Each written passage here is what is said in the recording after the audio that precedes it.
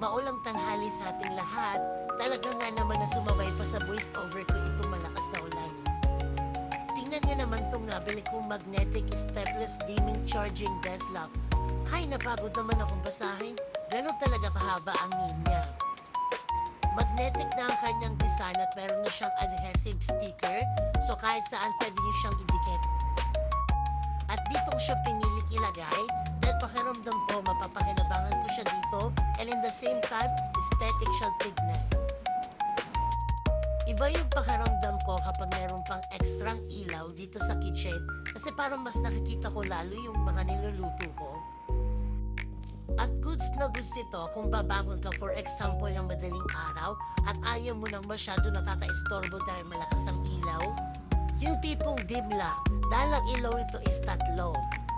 Pwede mo siyang hinaan, pwede mo siyang i-medium, and pwede mo siyang lakasan. Depende sa gusto mo. Meron siyang tatlong kulay, like white, orange. Ayan yung pagpipilian niya. At ang kagandahan dito ay rechargeable siya.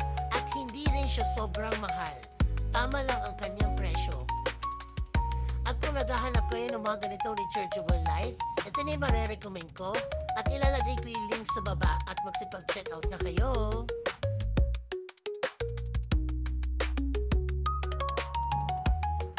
Kain po tayo, Team Raisa!